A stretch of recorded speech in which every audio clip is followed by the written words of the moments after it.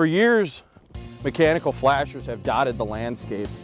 And the reason for that is it was the only way to get a real-time response out of a sonar. Nowadays, we've got a digital format, and it's just as accurate, it's just as fast, and it allows you to contort the screen to any way that you want. If you want to see a 2D summertime graph mode alongside of a flasher mode, you can tell the unit to do that and save it in the settings. If you want to change your cone angle, it's as simple as pushing a button. If you want to change your range, whether that be dynamic depth, auto, or go to a traditional 10-foot, 20-foot, or 30-foot scale, you're able to do that by simply pushing a button. I can go into auto, and that brings my depth into an auto scale. Now when I go into dynamic, simply hit range, and I go to dynamic, hit menu again. See that 9.3? That locks that depth in right away. Now, again with the range, we've got the manual setting. Right there, I'm back into my 10-foot scale. Now, I'm in a 10-foot scale, like I'm in 9.3 feet. That's giving me a full view of the water column. And again, with that 6 color palette, you see how I got that little flicker on the bottom there? I'm gonna drop down and see if I can't get that fish to come up. There he is, there he is. You see that? He's right there on me. And again, there's 2 or 3 more down there, and by simply going into my sensitivity, dialing it back a little bit, I can tell there's only one fish there. That is target separation at its finest. That's what other units simply cannot do, is define 3 or 4 small fish tight together in a group.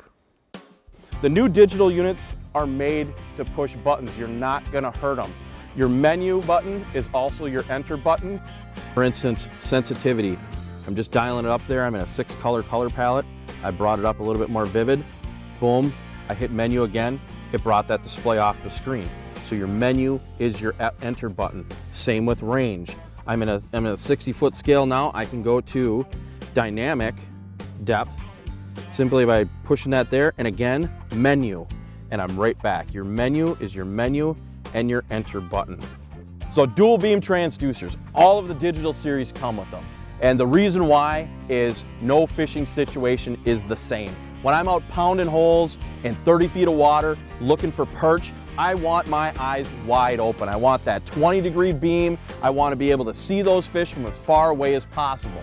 Now when I'm in 10 feet of water fishing a weed pocket, I want that transducer dialed down to an 8-degree beam. I'm going to dial back my sensitivity and surgically pluck those panfish out of those holes.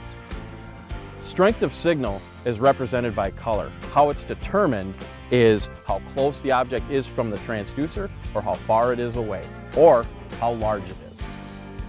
Going into the color palettes, you have red, green, and yellow. I'm in red, green, and yellow, and that is more your traditional sonar view. You see how I've got a little bit of a soft bottom, and then I start getting into my hard bottom right about there. Now if I go into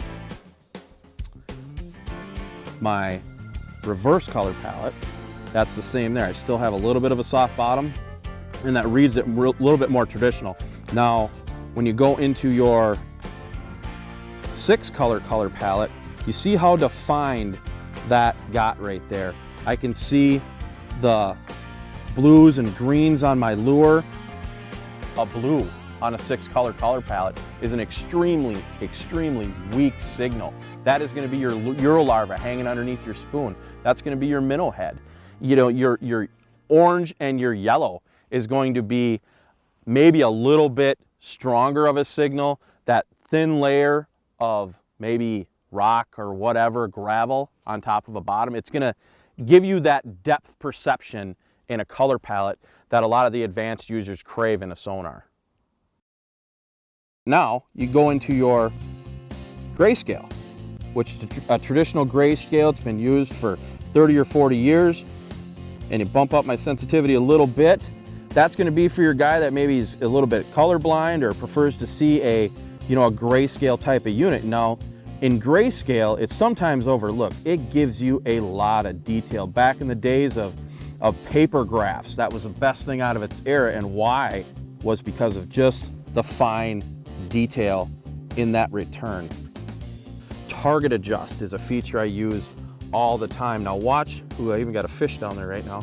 If I bring my targets down, you see how I just brought the size of the targets, you can see them shrinking there, and you see that? Now I can see that there's 3 fish down there. There was 3 fish down there and 1 larger fish.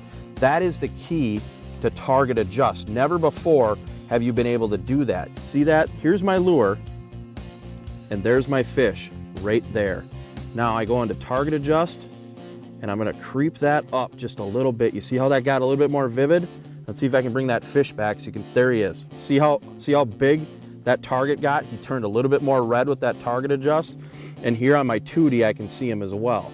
That 6 color palette, see? And there's another fish right there. That is where target separation comes into play. The best part about the digital units is they're future proof. I can simply go on the website, download the latest update, install it into the unit, and I'm off and running. It takes the guesswork out of it. They're doing it for you. All you gotta do is grab a digital unit and get out there and go fish.